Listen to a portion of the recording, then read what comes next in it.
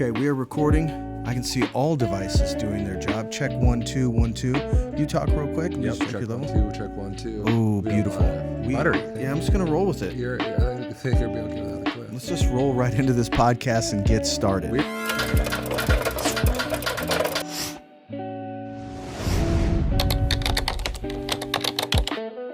You're good. Podcast number 3. I feel like we've already eclipsed 98% of podcasts. We made it to the third one. That is true. It's eclipsed a couple of my previous projects too. So, you are correct. I was amazed when we were looking at the naming of this one, how it felt like there was 10 other podcasts that had similar names, but they all had one episode. Like just one quick, throw it up there, throw a logo, and they're like, and we out. Yes. As you can see, it's a lot of work, right? Even we're in a podcast studio, all the lights are permanently affixed to the walls. Yep. Most of our decor is set for us. Mics are here. It's still, how long did it take us? An hour to set up today? Still work. Yeah, and that was fast compared to the first couple of times. So I figure, by episode 10, there's a rhythm. We'll get it. We'll have it. We'll be dialed up and be fast. But you're right. There is a lot of startup podcasts, and it's wild. This one, frankly, honestly, if you didn't know the tech side of this, I'd probably be out before episode 1. I thank God you know what you're doing, because I don't. I met with somebody this weekend who wanted to start a podcast and had wanted to come here and use the space. And for context, we're in a production studio, so there's like different sets, kind of looks like little TV sets in a row.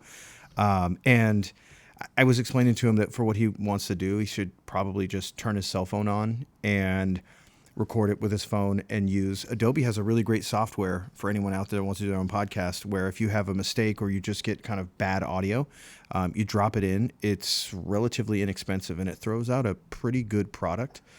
You can even have it take out some of the mistakes and the ums and whatnot. So there's tools out there like that. So anyone that don't be daunted by where do you even film that though? I mean, when you think about good audio, if you have your phone and you want to record your own podcast on that, are you like, is it a bathroom? What room gives you the sound you're looking for if you don't have a studio? Really your car is where, really? That's why so many big like viral clips on social media, people are in their car, partly because it's a place where they can speak as loud and kind of with their full voice and not have people listening in.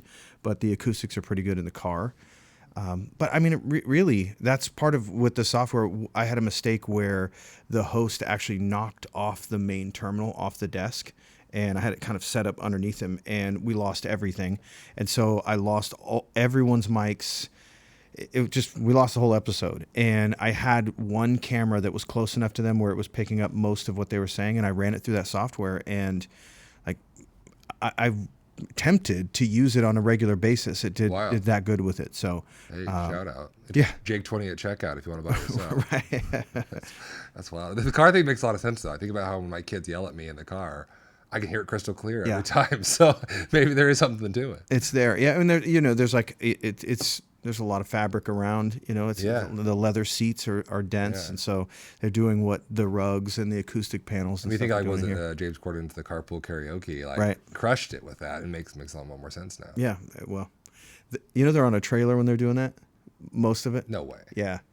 You can't really, and now I just thought he was that skilled. I'm he sorry. Could hold the conversation. I'm sorry. The voice is not real. American Idol's not real, and they're mostly on a trailer. Yeah, my life is in shambles right now. I'm a secret American Idol addict. I don't know if you know. Oh, really? Yeah. Really? I watch a lot of the YouTube clips, the auditions. It gets me. So people, just regular old Joe Schmo electrician walks in and just becomes famous. I think that's pretty wild. I don't like it once it gets all produced. Yeah. I just like the raw moment when those people have that first moment. I always call it Euban. Me and my wife know what that means. The kids know what it means. Atlas and I will always be crushing YouTube videos and watching auditions. Euban? Yeah. That's fun. Well, I'll let you have that piece of your world and leave it alone. The podcast series is over.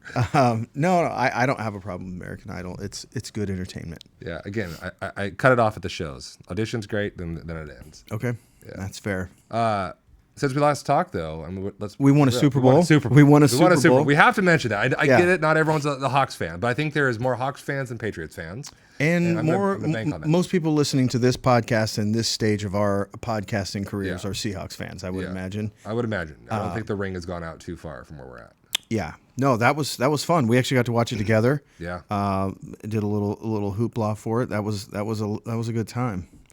it's wild. I don't think I ever once this season thought this was the year that the Seahawks are going to run it back to a Super Bowl and win this thing. It just kind of slowly unfolded, and all of a sudden we're sitting there and being like, we're playing in the Super Bowl. And I love the redemption story too, like getting to play the Patriots.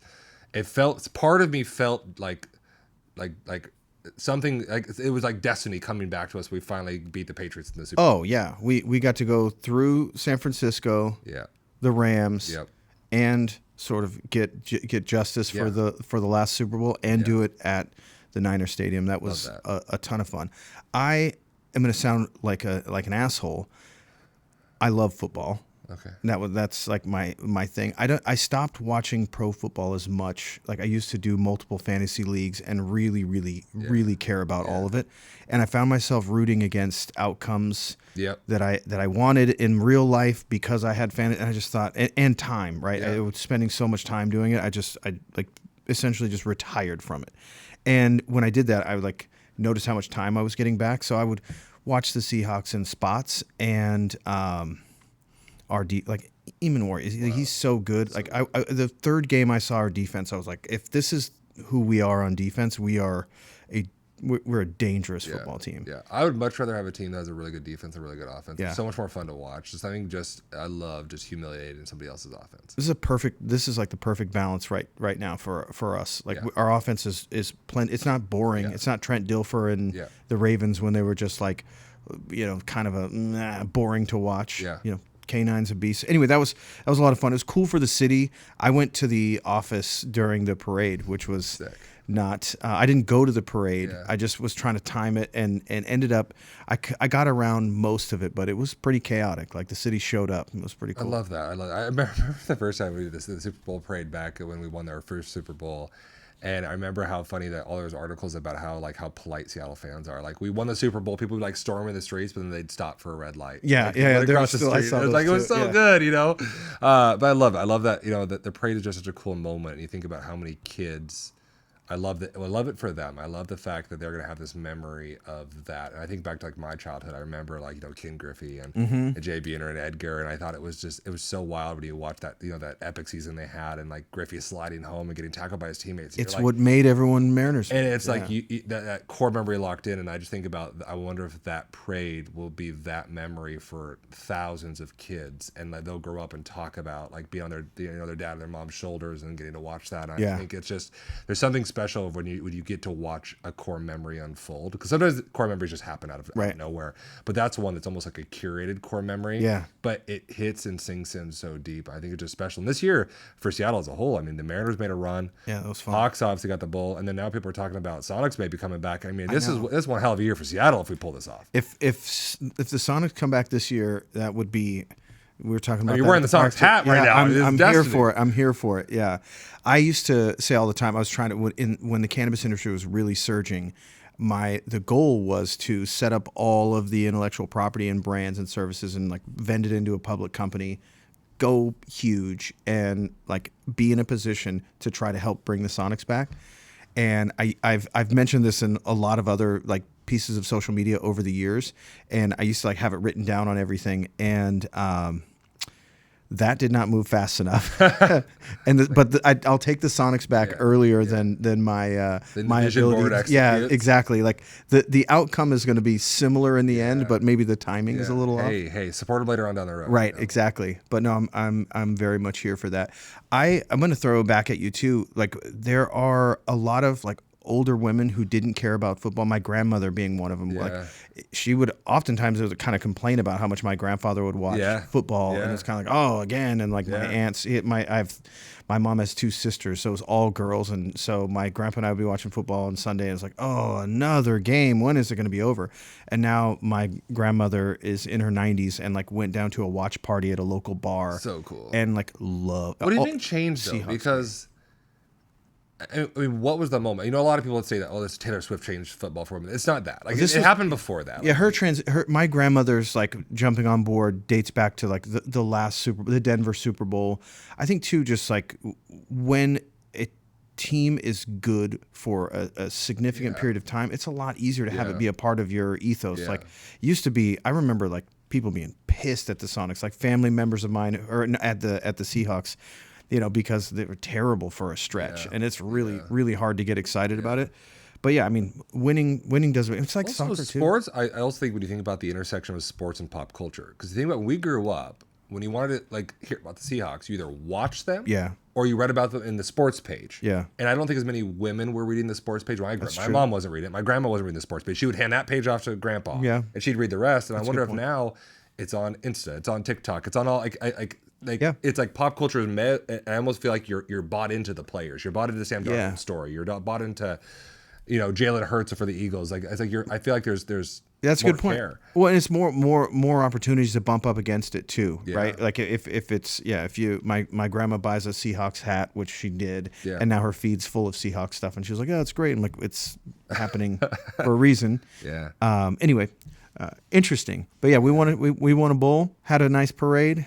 City seems to be in a good spot. We're excited for the winter time. Yeah, we're ripping. Us I mean, Washingtonians. today, I know it's today is actually the Lunar New Year. Yeah. I see you're not wearing red. Either am I. Clearly, did you celebrate at all? Is that even something that's on your radar? I'm going to admit openly here to you and everyone of the 8 people that are listening that I don't really know a whole lot about.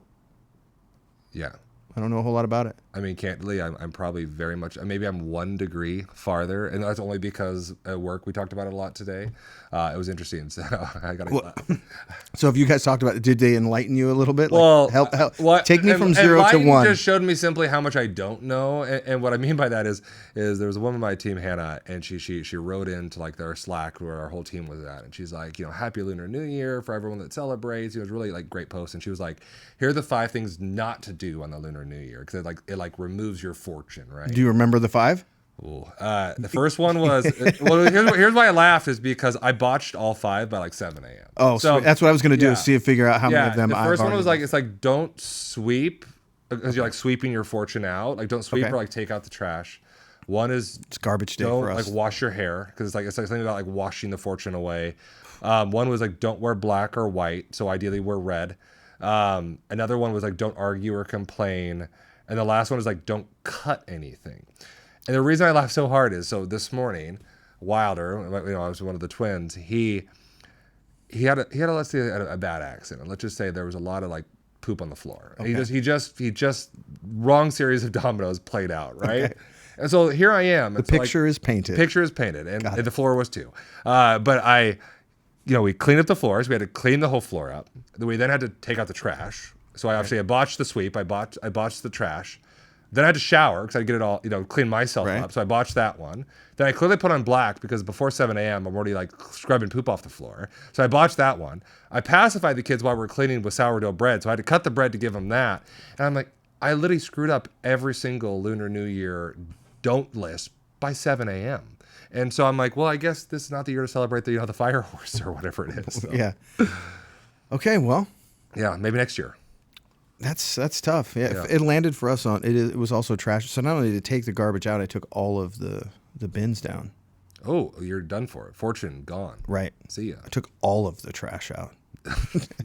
well, different world. But I always think it's interesting. When I grew up, you very much. I mean, I grew up in Eastern Washington, so it was in a small town. So yeah. You celebrated America's holidays. Like there was no. You didn't even talk about the other holidays. And now I think it's pretty cool that our kids go to school. I mean, Atlas at his school, they celebrate every holiday under the sun, and the teachers build lesson plans around them. They're like, we get it. Not every kid celebrates Wally, but we're going to celebrate it. We're going to do this lesson. We're going to teach you about it. We're going to teach you, a custom or a game or a song. And it just becomes this great, really like a learning lesson that they couple with it. I think it's such a special way, and I think to recognize when these classes are so eclectic now, and everyone kind of feels like they're seen in a unique way. And I always go back. I'm like, we had nothing. Nothing. Wasn't even close. Pledge of Allegiance, and that was about it. Yeah. Oh, same with I think too, the emotional education, like even just the discussion of feelings and like what they might mean, what to do with those, how to share those. Like that was just like 100%. You swept under the rug. Like you were frustrated. You stopped being frustrated. There wasn't an option to like. I'll give you something to be upset about. Yeah, right. So it wasn't like just give yourself some space, which is. I mean, do you lean into that? When you think about Kaden and Carter, do you lean into the kind of the ESL side of it of like, hey, you're frustrated. I'm going to give you space, like. Yes, but I'm still a little I try to be very intentional. Yeah. I have a specific episode for whatever reason. Caden was having a really hard time the other day. It almost seemed like he jumped back a couple of years and was really like throwing a fit. And so I went upstairs, and Susan and I both had a similar conversation with me. But what he tries to do sometimes is like, oh, then you don't love me, or like, it's because I'm a bad friend. That's why I did that. I'm a bad friend, or I'm not smart. Go straight nuclear. He'll go to those all the time. So I just went into his room and I just said, hey, bud, there's nothing you can do, nothing you can say that's going to convince me that you're not smart, you're not kind, and that I don't love you. Yeah.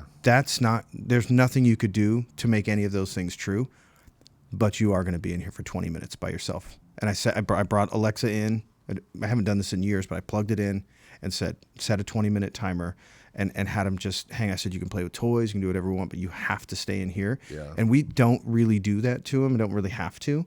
So that was a big one for him. He felt like that was, I had really, really overstepped.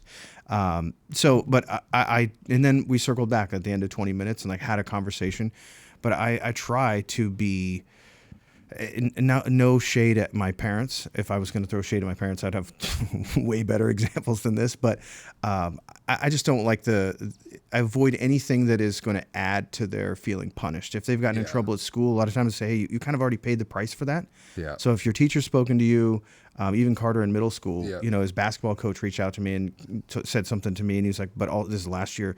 He's like, but I also already spoke to him, and I feel like we're in a good spot, but I kind of owe it to you to share that information. And I explained to Carter, like, you don't have to defend it with me. You've already kind of paid the price and worked it out with him. So now I just want to be in the know. Yeah. So that's kind of my overriding philosophy is to try to be as fair as I can. It's so hard. I mean, I think because we got a playbook that we grew up with, and it was what our parents knew. And that's what it is. And I think for the time period we were in, it worked.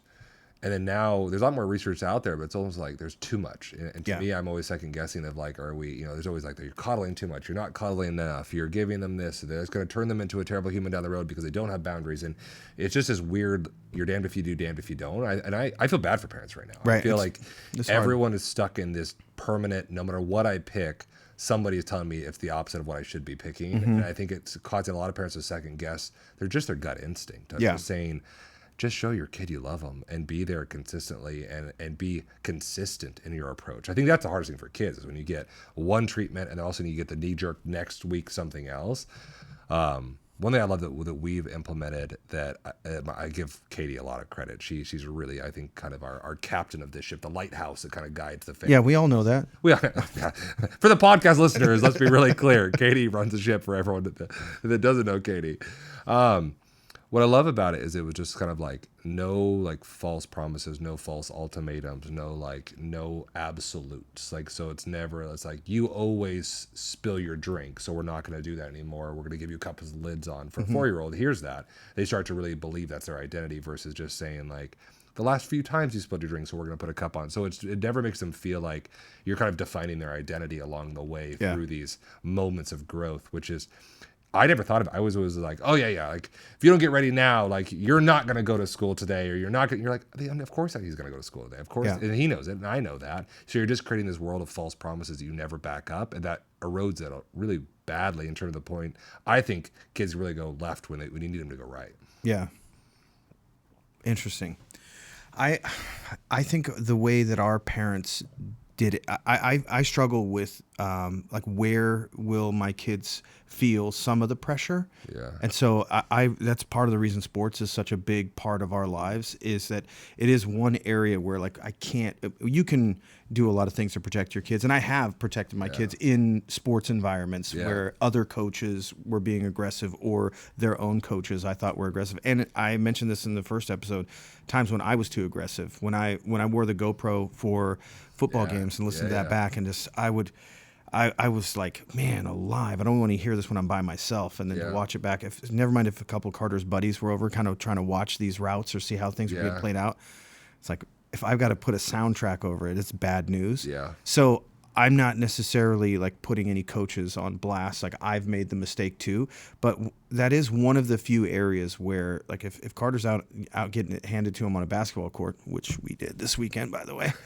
Me and Travis played a couple of my son and his point guard, and We took him to the wood shop. We might have went 3-0. Just throwing it out Woodshed, there. yeah. We might be a foot taller than both of them.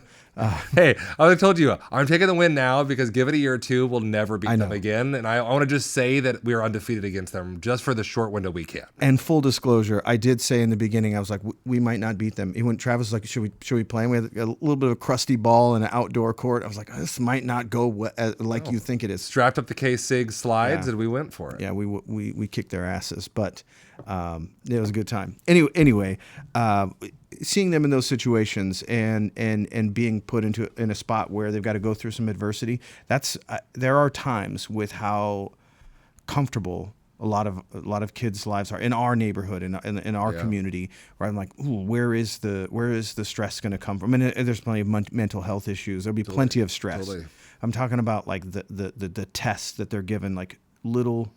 That's why I think like the combat sports, right? Yeah. You're constantly. Let's talk about you. I don't know if you were planning on talking about it, but we're going to talk about avoid it. that one. Yeah. No. So that's a great example, though, right? You still put yourself in situations where you might get popped, and you have to. I was talking with Travis about this weekend, and I'll let you tell the story. But it basically challenged your son's like Muay Thai coach. Yeah, to spar. Well, okay. So, I've done combat sports like I mentioned for a long time, and I crave the nervousness you get when you go against someone that you think could probably just kick your ass. Like there's something about when you're sparring with somebody that you really don't know what the outcome's going to be. It puts you on your best game. Like you're on your toes a little bit more. You're in the fight. You have that fight or flight that's like just raging in your brain.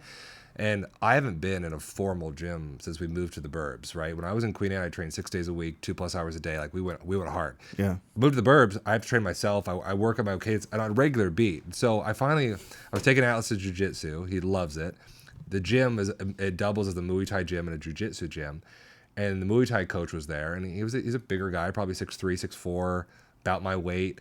And so after one of the classes, I was like, where do you spar? I know you can't spar here because these are your students, but like, where do you throw some punches? And he's like, well, give me your number. I'll text you. He says, what car are you driving? I'll meet you. Yeah. Well, so he drops me a text it was like Friday night. And he's like, hey, on Sunday at 11:30, meet me down in Renton. Like, I will do some sparring. And I'm like, all right. So the first time I've walked in a gym in 8 years, threw on the gloves, and him and I, went some, like, we threw some punches, and it was fun. But you forget what it feels like to really get popped when you haven't had it in a while. But I mean, again, I'm 41, and I know there's a timestamp on how long I'm going to let myself take punches, but I'm still in that window. And so I thought, give it a whirl, see if I still got it, and it felt pretty damn good. Pretty good?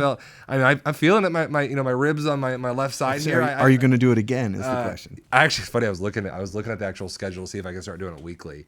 Wednesday night, they have an advanced Muay Thai class where there's a lot more sparring in it with a lot more people that spar, and so I thought, once a week I can go in there, just see if I still got it. And also, what's nice about it is it forces you to train harder on the days that you're off, because you're like, I don't want to kind of planning for something. Wednesdays, so I better go real hard the rest of the week. But it was a fun wake up call. It's been a while. It's probably way too long for me. Could he fight? He could fight well. Yeah. Well, a Muay Thai coach the kicks. Like again, I'm a boxer. I have long arms. I'm 6'4". I can sit on my back leg and box all day from the defensive position. If a fighter's really good. Muay Thai, their legs are longer than my arms, and so my legs are getting popped left, right, and center just standing there. So like you fight very different, and so it was a good wake up call. Yeah, good for you. Yeah, it's like, but I think you brought the original point of sports and kind of being in it.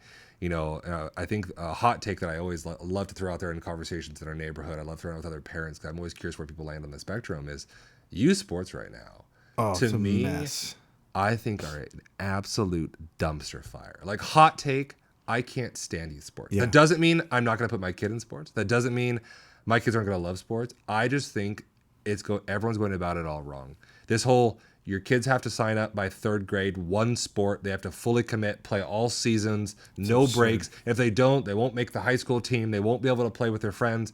It's this absolute bullshit being pushed on everybody from the very top. I look at it, you read these articles like hedge funds are buying into youth sports. It's because they're money printers, because all these parents have this social anxiety and guilt that if their kid doesn't get to go to the national tournament in San Diego, their kid's going to be an outcast and all their kids' friends are going to make fun of them. I hate everything about it. Well, Sorry, it's super hot take. No, I think that's fair. I mean, I'm like so deep in the throes of it with middle school basketball, where they don't have sixth grade teams for any of the schools, so no sixth grader, unless you're really good, is going to make a middle school basketball team. And then at Carter School, they did this year, but historically they don't let eighth graders play on the seventh grade team. So you have this weird situation where you don't have anywhere for a young sort of developing basketball player to go. And middle school ball, when I was younger, that sort of was like the central piece. Anyway, without getting all the way down the rabbit hole, that's kind of like where they learn. Select basketball is now, there's only 10 spots for 4 middle schools. Those get filled up, and then those kids all make the middle school teams. So if you're like a rec basketball player who's trying to figure out, whether he's left-handed or right-handed in 4th and 5th grade, you're already way behind to even find a team to play on. And Carter's got a good friend who's not a bad basketball player, he just hadn't played a lot of really organized basketball. And he made the select team in one of the AAU teams, and it's like he's swimming up the hill. And it wasn't even certain he would make the middle school team. Yeah. And it's like, man, there's not any place for a kid who's just trying to get a little better at basketball year over year before he's 13. Yeah. It's tough. And it's also hard is a lot of kids. Carter was telling me he's on 3 teams, right? And I another friend I have has a daughter who's on 3 teams. And when I was talking to her about, I was like, well, how does that even work? And she's like, well, the top team she plays for gets priority. Yep. If there's not games or practices, then they'll move to number 2. If there's not games or practice there, they'll move to number 3.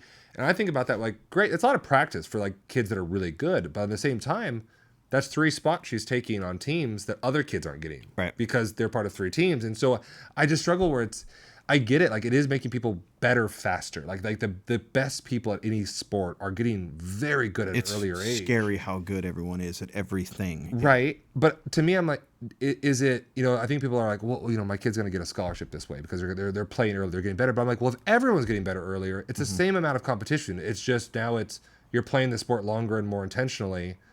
I don't know. I'm just so torn on it. I think that you're going to see so many more injuries because you have the same kids that aren't switching sports. Like when we were at school, you'd play football, you'd play basketball, you'd play soccer, whatever it was, and you're like, well, that's why we can both play volleyball. It's like the sort of well-rounded. I was more of a jack of all trades type of athlete anyway, so I don't know what the answer is. It seems like it's going to get a lot worse before it gets better, based on especially like the AAU basketball scene and NIL deals and the way that like all the reclassing, like people switching, like Caden Screwed, he's the youngest kid in his class he's a June kid. He's got kids that are same birthday, a year older in the same class. He is abnormally large right now. I don't know if it'll necessarily trend that way his whole life, but he's got that. I couldn't imagine him being if he was in kindergarten now, where he would be 1.5 feet taller than everyone and bored out of his mind. Yeah. But he is the youngest in his class, and I had the opposite. Carter's kind of on the other side of that spectrum, and like I'm sure everyone's read Malcolm Gladwell's book Outliers, but that the idea that the kids that are just have that advantage of being 6-8 months older than a lot of their peers, and then getting a little better coaching, and like you said, getting brought up to the top select team and getting the extra practice and the extra focus, and it's tough. I'm in a situation with basketball where there's 4 or 5 really elite programs, and then there's some programs that are kind of second tier. They all offer different layers and different services, but like if you get on one of the top teams like Rotary, which is Jamal Crawford's team, or Slow Grind, which is Isaiah Thomas, like they have these killer programs, and it's great. Carter's one of his best friends plays on Rotary, and they're phenomenal, but they travel a lot. I mean, they're in Vegas, they're in Arizona, and doing a ton of travel and ranking these players. Like Dre's a top 100 kid for 13-year-olds in the country, and he is good. Like he's elite. Yeah. But I don't know how in the world you would really measure that. So it's tough. And then then there's the gifting of shoes. Like all of that's already going on. And like for Carter, I was like, listen, we're going to the one that's closest to us, the one that's got a great training program. It's not the cheapest nor the most expensive. They're asking you to come play. It's with coaches that you've played with before. We're going to do that. If you just dominate in that realm, we can look at some of these other things. But before we buy completely into like it's wild traveling all over creation. I was thinking about like Thousands and goes into thousands and thousands and thousands of dollars. Think about how many people are going to spend a fortune trying to earn a D1 scholarship, and you're like, just put that money in an account and let it grow. You'll pay for college with the amount of tournaments, and you think about traveling. And that's just a horrible idea anyway. Like the buy scratch tickets then. Yeah. Like the kid shouldn't have that much pressure. There's I've got strong opinions on that, and also what we're seeing like in basketball with NIL, the way it's set up in the transfer portal, like they're not taking a lot of high school kids. Like why would you when you've got kids? There's a G League player from the NBA playing college ball again, right? Wild. So. Yeah, if you've got eligibility, there's guys in their 30s that still could technically go back and play. And so there's less than, I think in 5 years, if things stay the way they are, the likelihood that you're going to come out of college directly or high school directly into college might not even be the case. So I just struggle too, because I think as a parent, that social pressure is so, like, I've heard people say, like, I don't want to go to this tournament, but I can't tell my kid and have him be the only one in his friend group that doesn't get to go. Yeah. And you're just thinking, like, it's just the financial strain it puts on families. Like, we happen to live in a neighborhood where I have to be really candid. Like, I feel like the families can afford to do this. Mm-hmm. But at the same time, you're like, it's a financial strain on a lot of people. Like you think about how many people are trying to be part of these things and travel and don't want to say anything. Like maybe you have a kid that's phenomenal but doesn't have that ability, and I don't know is there scholarships for these kids? Is there any debate? Like how can some of these kids afford to go to Vegas tournaments that come from low income families? Like growing up, by no means were we low income. We were like straight middle class, but like my parents weren't going to be paying for me to go to Vegas and Portland and all these places if I were to make a select team. Like that would have never happened. Yeah, there are programs, but the problem is I'm trying to be thoughtful about this. The top players are getting scholarships to play or fees waived to go and getting assistance for some of that stuff, and it's rightfully so if they're good and they should be getting the exposure. It's already created. Who gives a bit those of scholarships? a play. Like where does that come from? Like is it somebody who's getting some sort of kickback later in life when these kids are better? Like is it like you think about like the youth soccer league where like people like sponsor someone from Colombia to go play soccer and send them to Europe and they get some part of their earnings from here on out. Yeah, I don't know. I don't know. I know the black hole. This whole thing. Well, I mean, I think some of it's probably in kind and some of it's probably a little grosser than it should be. I mean, I know high school programs that were not my high school and not anyone that I'm currently associated with, but like they were definitely like paying for an apartment for someone to be able to play. Live in the district. Live in the district. And this is 10 years after I'd played, but I was talking to a friend and they brought the whole thing up and I was like, what? You have an apartment in your name, plays a rival of my high school. I would love to have I wouldn't have blown the whistle, but like there's stuff like that going on for someone who I didn't even know who they were or think they were particularly good at football. It was just like a nice way to round out the team, and that's wild. I'm just gross. I feel like I dodged the bullet with Atlas because Atlas is my little mathlete. Like I think like, when it comes to like ball sports, you could care less, and so like, I love jujitsu. It's like it's a lifelong thing he can do. Perfect. Yeah. It's something he can grow with. There's no pressure. There's no like far tournaments he's going to be going to. It's just like he gets to go and he says he loves it. I'm like I dodged one bullet, and so I'm like, but Wilder and Harlow, we'll see what happens with them. But I am nervous. I'm nervous that the swirl, it just almost inevitably will suck them in. Yeah. And I hate it because youth sports brings so much value of teamwork, camaraderie, like how to win, how to take a loss, how to like work on self-improvement. I'm like, I think about the value of sports and any activities for kids, but I grew up playing sports and I'm like, I just cannot stress enough how good those values are to grow up with. And I just feel like those waters get really muddy now. Well, there's a couple of things I think that are fun, that like flag football and its surge, especially for girls, is awesome. Cool. It's really cool, and just the pace of that game it's still a very physical and grueling game, but there's not the violence that comes with it. So I think that's really cool. Is it in the Olympics now? Did I hear that right? I don't know if that is the case. That is fantastic. But so I love flag football.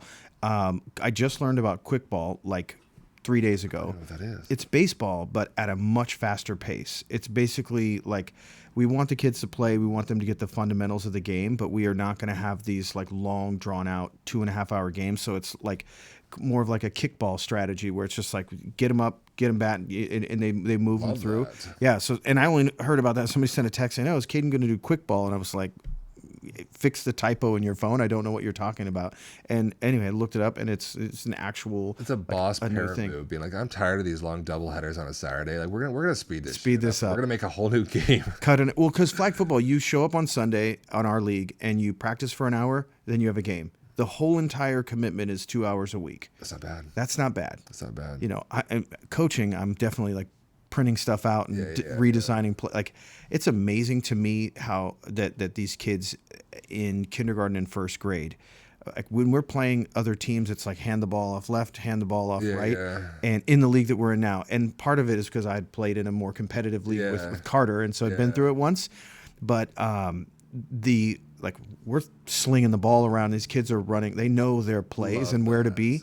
And so I think a lot of the parents are kind of amazed at the kids' response to things. And so I start by saying, listen, I'm going to talk loud. It's going to feel like I'm yelling at you and I'm barking at you to do things, but we're going to figure this out. And Caden will still bring up he's like, well, we're still going to do double trouble, right? Because Bennett and I, that's our main go-to thing. And like, yes, they understand, where they need to be. It's so fun.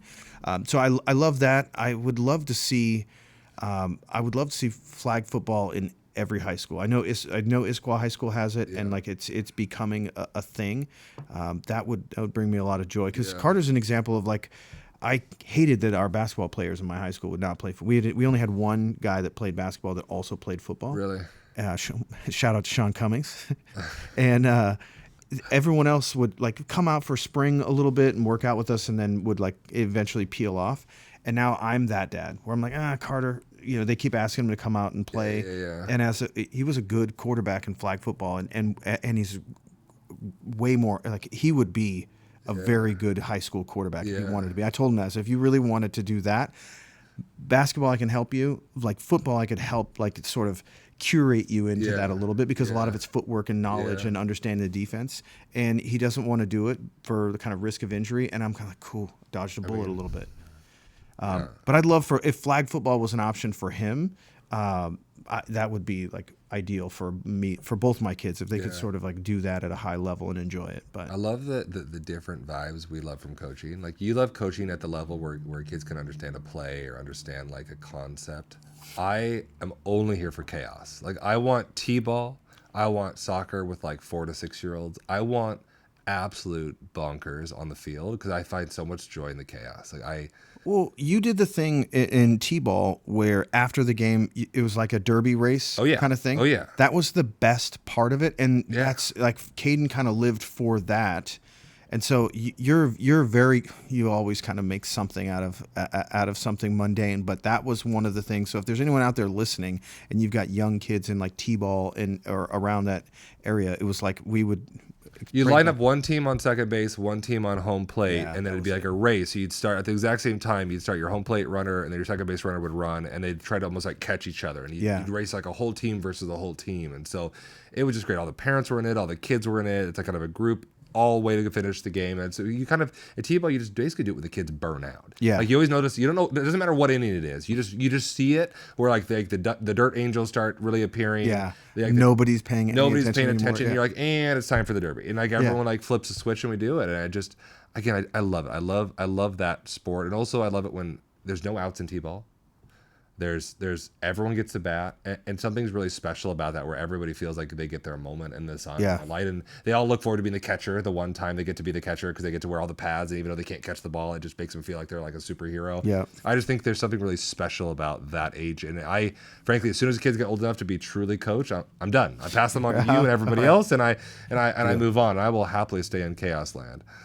Yeah, you're good at that. Even the at the end of Friday Night Football Club, the tunnel, all the parents line up. Yeah, like those little things. I mean, I don't know how many of you care about that stuff, but if you're looking for a way to make something feel special at the end of it, like the parents doing a tunnel with holding your arms up and letting the kids run through, like it never fails. And then the siblings got to do it. I mean, it's like one of the most it's the most adorable things you can do. It's the best. It's the best. I think, yeah, getting siblings involved is really important because it's, to me, you know, when I think about like a Friday night, we do Friday football club, we have all these kids playing, but if you can get the siblings to be engaged and wanting to be around the outskirts because you're providing a fun environment, maybe afterwards, you bring double, triple the snacks you need. Right. So all the siblings know they get some grub afterwards, or even at the end of the season, we gave medals to every sibling. Right. For us, it was just about how does it make it feel like it's like a community event. And then I think that the littles want to be there because their bigs are there, like their big brothers and sisters, and they have lemonade stands on the side of the football fields and the soccer fields. And I just think there's something really special about making it for everyone versus saying this is a 6-year-old soccer activity. Drop your kid off, pick them up when you're done. Instead, it's like, no, stay here for an hour. Parents, there's the drink. It's almost more fun. Even Carter as a teen and his buddies showing up to hang out for it too. It's like, what it takes that level of commitment, but it wasn't hard. It was just give them flowers every once in a while, make sure they feel somewhat included, ask them to ref a couple of games. All of that played into it. I think it's special this year. I'd be shocked if we have less than 60 kids this year. Wow. I think it's going to be, we're going to have maybe 4 fields going. I think it's going to get probably too big for it should be. But yeah, I got to figure out what to do. I'm aged out. You're not. I'll find a way. I've thought of actually putting a field up there for the bigs to actually run just competitive games on it. It's not even part of the coaching. It's not even part of the thing. It's almost just like there's a field, play some open soccer, but TBD. Well, there's still a lot of reasons to go. A lot of reasons. Pretty entertaining. There's always reasons. Always a cooler. Always beverage cooler. Yeah. A little bit of food. Yeah, there's always a The win. king of the hot dogs. You can bring your hot dog cooker, make it for everybody. You're set. That sounds like a plan. Yeah. Let's pivot. Before we go, I have a couple of questions I thought of. One, as I get to know you a little bit and learn more about your upbringing, what sort of forged the way you are, what was your first, either your first job or one of the strangest jobs you've had? Oddly enough, they are the actual same. Okay. I was so when I grew up, you weren't supposed to be able to work till you were 16. Mm-hmm.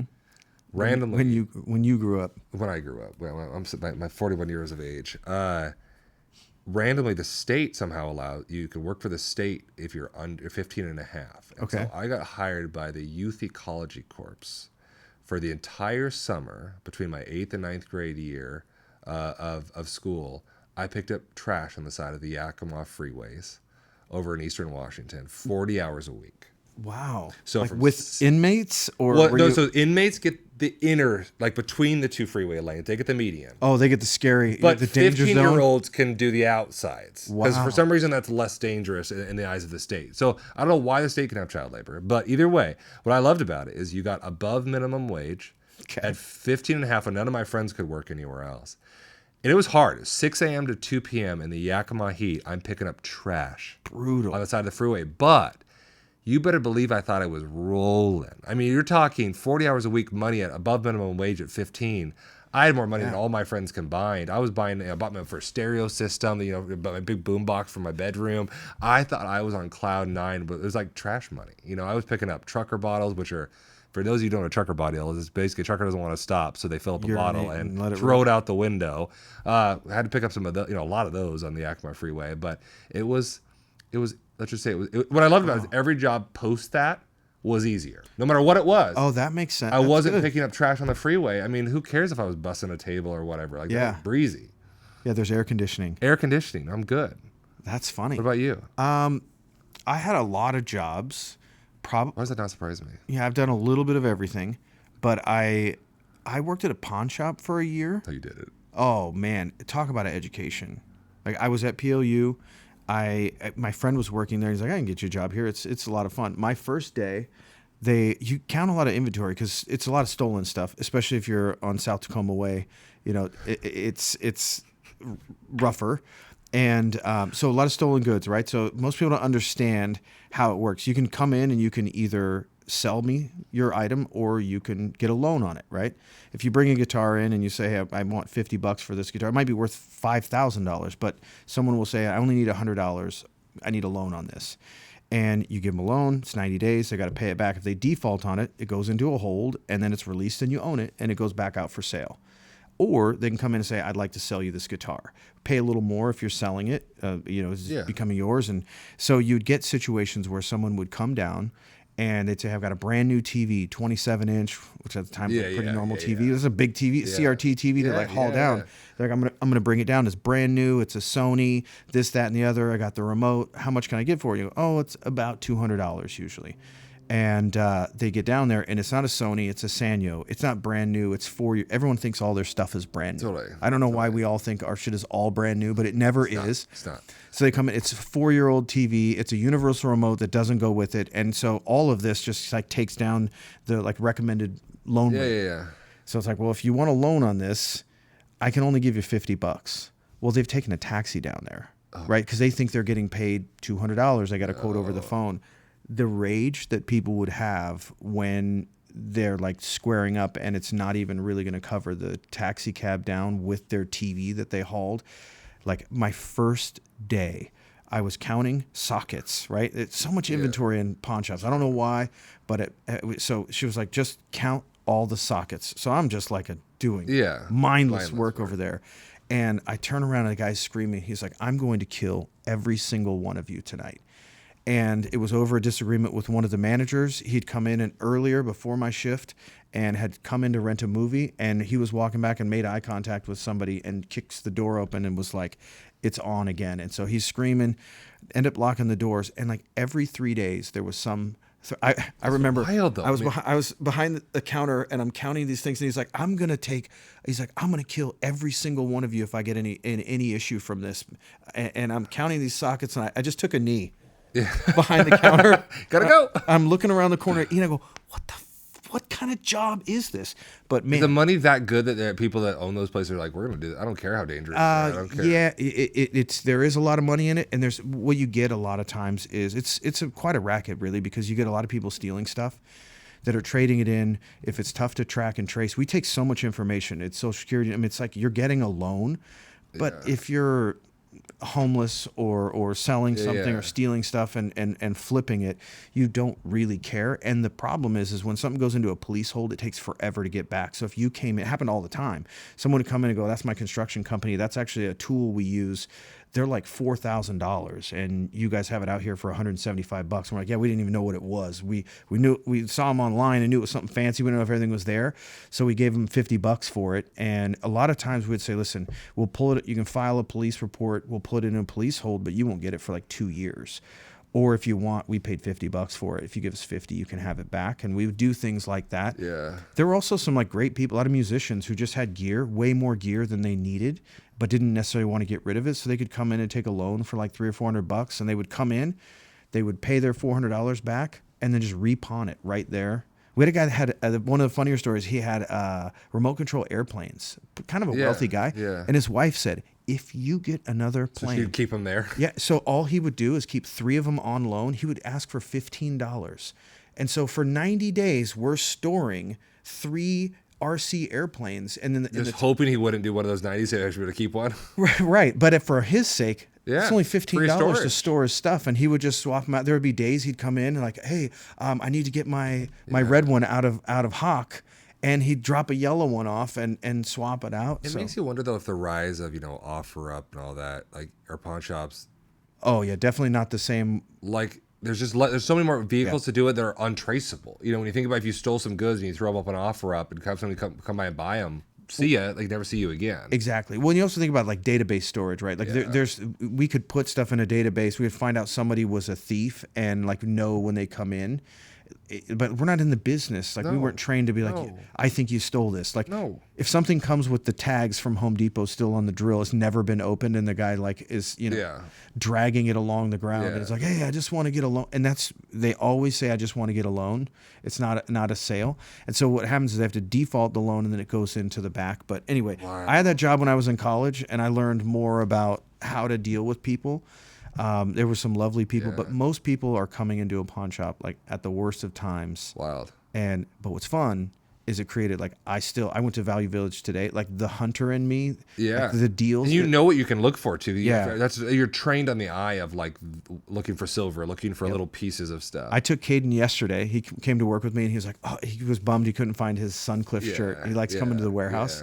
And I took him to Value Village, and he saw this Amazon Alexa that he wanted, and he was like kind of timid. I was like, oh, there's a sport to this, man. You got to grab it. We got to plug it in. We got to take it over the bench test. And so he got to do the whole thing, and he was like, I'm going to go there and get more stuff for my room. He's like, I need more decorations for my room. This is a good place for me. Have you ever gone to one of like the Amazon bin stores? I know I have not bought from them. I have a friend who used to buy like pallets. But well, these are the ones where like there's an actual store, and like on certain days they open it up, and like everything in the store is like a certain price if you find the certain tags. So people are like rummaging through the bin trying to find all the gems before like somebody else. You're talking about, like Goodwill does this too. No, like, but it's different. It's funny because my brother-in-law was talking about it. It's something. I'll bring it to the next pod, but it's something where it's like you basically go in there and like there's a light out the door, and then all of a sudden they open it, and it's like everybody rushes in, and then for the first you're like digging through these bins and trying to like lock up all the good stuff because it's all set at a certain price. Or gotcha. Yeah, that would be fun. Wild. Yeah, so there were a lot of threatening our lives in the pawn shops, and a lot of aggression, but also jewelry. So the way it ended was I was on my way into work, and I pull up, and there was like 40 police cars there, and my manager, Nancy. Cool. She was married to a former NFL player. She didn't really need the money either. She just kind of loved the job and was good at it. And she was terrified. They had taken her at gunpoint to the back and cleared out the back safe. So somebody knew that there was a secondary safe at the pawn shop and got everything out of there. But the jewelry was a big deal. Like people trade in a lot of jewelry. Yeah. So most of my job was testing gold and diamonds and taking that in. And very rarely did it make it out in our store. We would wholesale that out in bulk. So most of it, just to me, it felt, no offense to the pawn shop owners out there, at the time, it felt to me like we were just sort of running a business that everybody knew the stuff was stolen.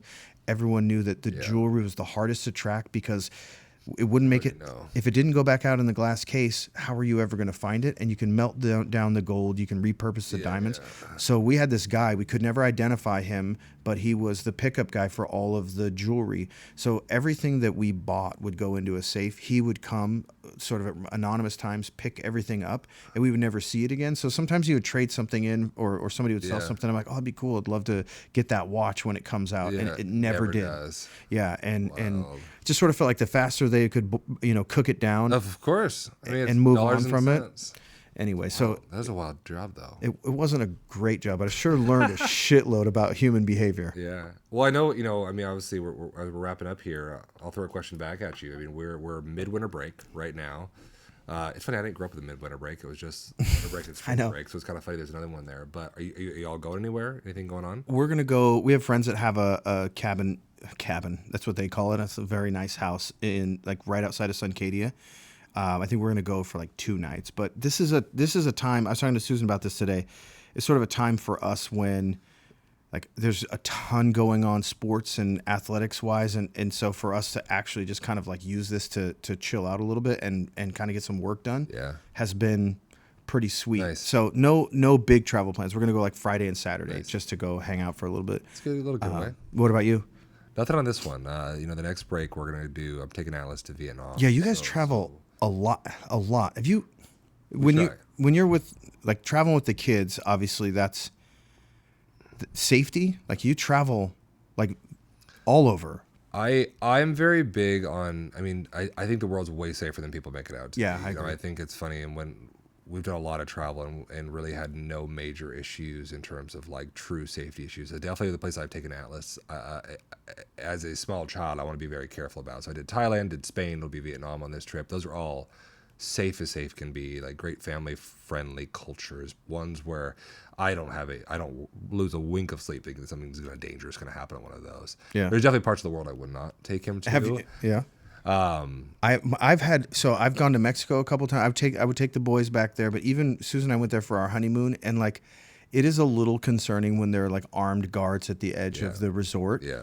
And the ride from the airport to the resort was hairy. Just the sheer speed and proximity to other cars was pretty frightening to me as an adult man with no children there. So I'd like to take the kids back. I know a lot of our friends, or some of our friends, are in Mexico right now. But I went down in college and I had my shoes stolen. I was inebriated and that happens. I was on the floor of a hotel lobby and my friends were looking down, and there's pictures of it. because they were like, hey, those guys were tying your shoelaces together. Like, did you even notice when you came back to the room, in the morning, we just got pretty much slept in the hotel lobby. And I said, no, and I cannot find my shoes. So after looking back on everything, they stole my shoes that night, and they were trying to get my wallet out of my cargo pants. But they were like, I had cargo shorts on, and you deserve to have your wallet. I did. But yeah, they just couldn't find. They couldn't find it. Otherwise, I would have lost. Too many pockets. Like, where do you look? There's like 27 pockets. I wore Sambas and cargo pants. Though, so if that gives you any idea what era that was. Let me tell you. I'll tell you a wild story. So again, I've trained in combat sports my whole life, and so me and my wife did our big trip abroad where we did 14 months abroad. We put our backpacks on and went all over the world. How old were you? We were 32. Oh, wow. You weren't kids. No. We saved up for years and decided we both quit our jobs, and we wanted to see what was out there before we had kids. Whoa. We did 36 countries, 116 cities. It was a wild trip. We could start a whole pod on that alone. But it's wild. I thought going into it, somewhere I'm going to use the self-defense I've been training on for all these years. Like, there's just no way I won't get myself into some sort of sticky situation and 12 to 14 months. Covering a lot of ground. A lot of ground, a lot of countries that are not known for safety. And the wildest story happened, but I got saved in a way I would have never dreamed. And this is going to sound absolutely bananas. Every time I tell this story, people are like, that really happened? And it was 3 weeks into our trip. So mind you. I've also known you for years. I did not know about this, 2 years of travel. So honestly, it sounds kind of bougie when it does sound a little bougie. It's hard. We earned every penny. Like, we saved up for 2.5 years. Every paycheck we put into a bucket, and because it was such a firm desire that we want to go see what's out there. I grew up in a small town. My wife grew up in Anchorage. Yeah, that's cool. We grew up which is an island of itself, and so we were both like, before we have kids, we want to go see what's out there. And so we just set our minds to it and let nothing get in our way of doing it. And we just took a leap, and we bought a one-way ticket to northern Brazil, 2 nights of lodging, and just let the world take us where it takes us. Amazing. It was wild. We just you'd meet someone, they'd be like, hey, you should go here. This is our favorite spot of that Uruguay. Had to have played a role in who you are. It changed role, us. Right? I mean, it humbled us in so many ways. I mean, there's so many stories from that trip where you just realize how small you really are compared to the world, and how much joy is found elsewhere in the world when people have nothing, and you realize how much bullshit we have in our lives that we think makes us happy. And there's just so many lessons there. Again, we got a whole pod we should dedicate to that. But this story was wild. So we're in this little coastal city of Brazil, and Brazil at the time was known for a lot of violent theft. So it wasn't like they're not going to get pickpocketed. You're going to get a knife to your throat and something cut off of you. It just wasn't a very safe time to be there in some of those ways. And so we were really on guard. So the first city I was in, there was, someone that got a knife point, got their purse cut off of them. But they also went to an ATM at 2 a.m. after they weren't drinking, which is the worst decision you can possibly make. Yeah. But we were in this coastal city, and we made a very early travel mistake, which we never made again afterwards. But the lesson is, never go try to catch transportation before the sun comes up. Reason being is, when you leave your lodging that early in the morning, all the businesses aren't open yet. And everyone you encounter on the street is someone you probably don't want to encounter on the street, because it's 5 a.m., it's dark, there's no one out there looking out for you. And normally in a busy tourist city, but I'm not in these offbeat cities. I'm at least in a place where there's other tourists. Yeah. In the middle of the day, nothing's going to happen to you. There's so many eyes. You're fine. But if you travel early, and mind you, we have backpacks on. So I have a 40 pound pack on my back. Katie has a 35-pound pack on her back, and I have the tech bag on my front, which is another, let's say, 15 pounds. So you ain't not running trouble. You're sitting there with every valuable we have, laptop, camera, wallets, all of our credit cards, and they know it. They know you have everything, right?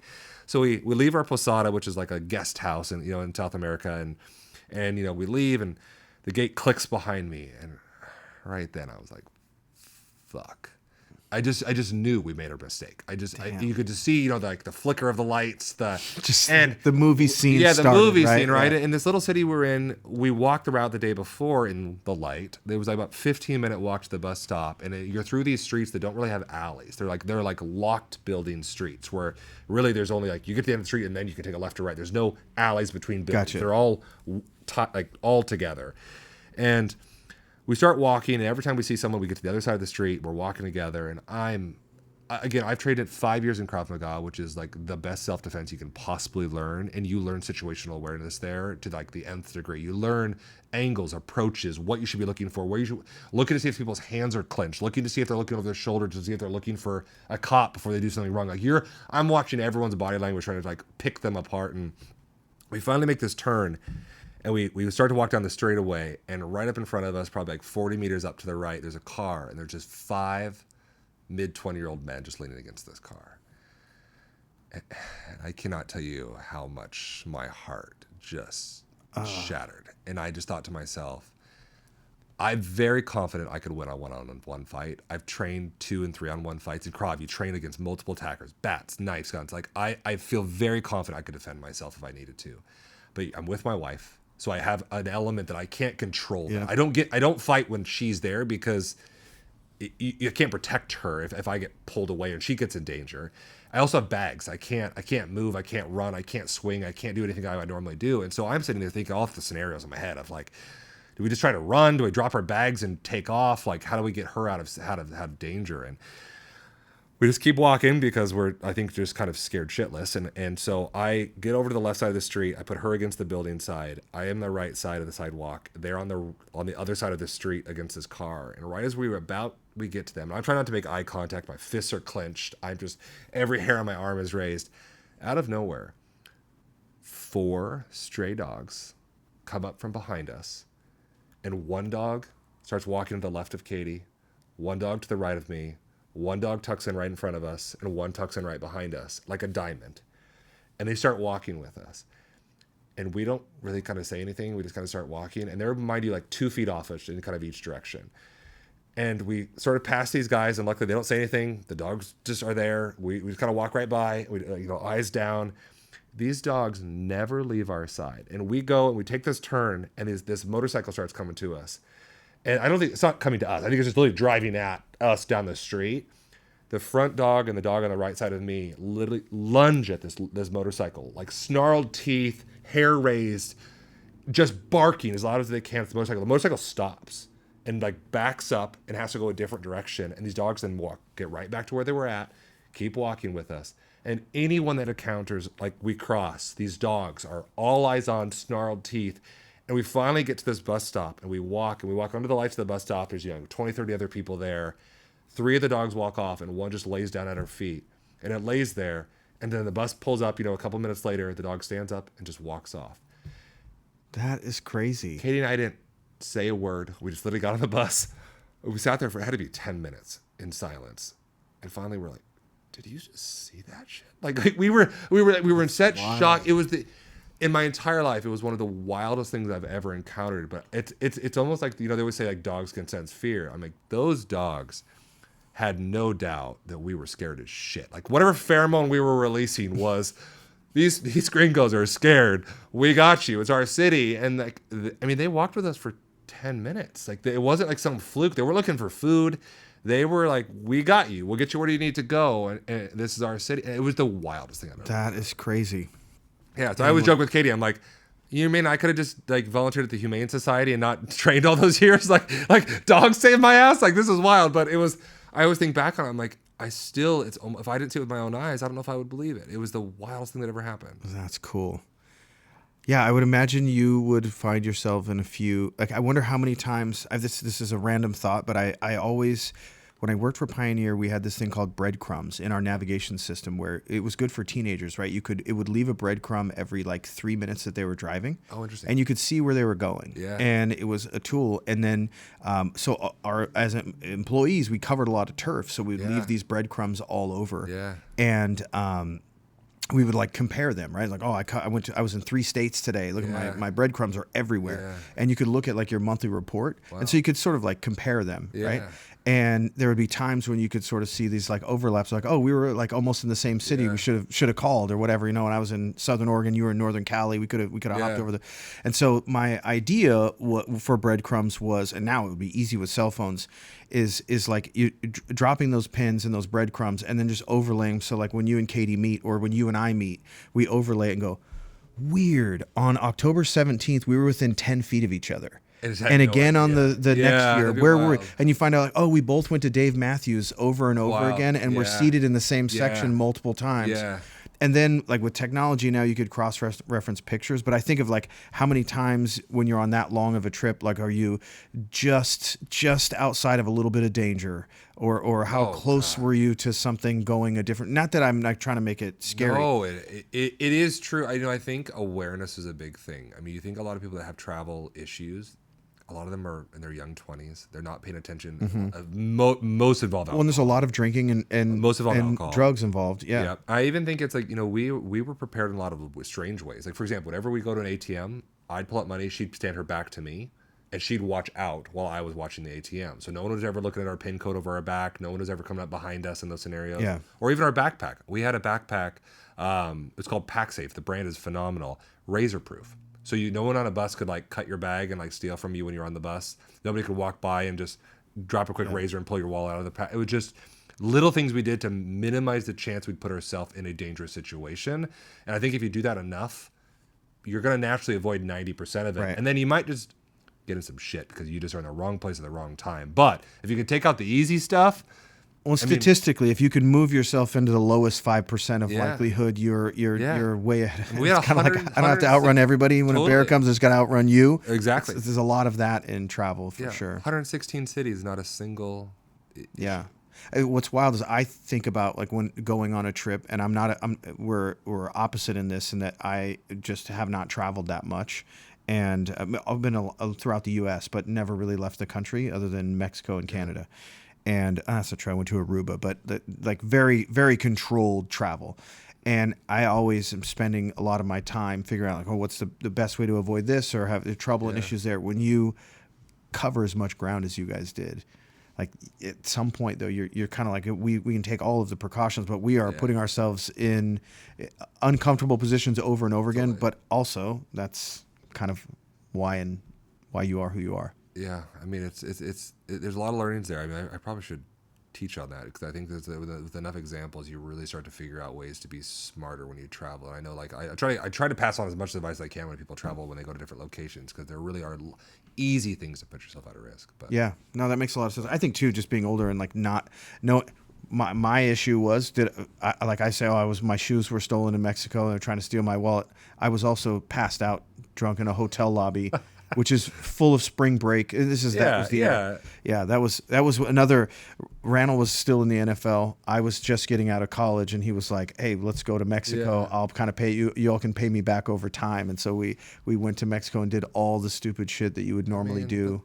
It was like the part of growing up. Real world spring break in Cancun is what it was, and most of the trouble we got into is because we were drinking way too much and. That was the plan. I will say, when I travel with Atlas, so example, we're going to Vietnam in April. You guys will be drinking the whole time. But actually, I do think about that. I think about I'm with a 7-year-old. I don't drink almost at all because I'm just like, what if that wild chance that something happens to my drink? And I'm like, there's no backup there, in that sense. And I think it's just unique. You travel differently, but I also the joy he gets from that travel. Like he still says like Thailand's his favorite place in the world more than Disney. And I'm like, it just says something about it. Yeah, that's cool. Yeah. So Travel Pod next. Okay. Yeah, Travel Pod next. We can talk about Disney. Yeah. I don't know about Disney. Ooh, that's a hot take. That is a hot take. Yeah, hot take. Disney. Yeah, for all listeners here, Jake is not really a Disney fan. I'm definitely a Disney fan. So there's a debate to be had. That's like almost as bad as talking bad about Taylor Swift, which I would not ever do. Swifties, but Disney, the adult Disney thing gets to me a little bit. Okay. I've got a couple people in my life where their feed gets all Disneyed out for a year, and I don't know. Sit well. Let's debate. Leave it right there. This next one, yeah. TBD. Disney, in or out? All right, good combo as always, my friend. All right, brother. Good to see you. Likewise. We'll talk to you guys in the next episode.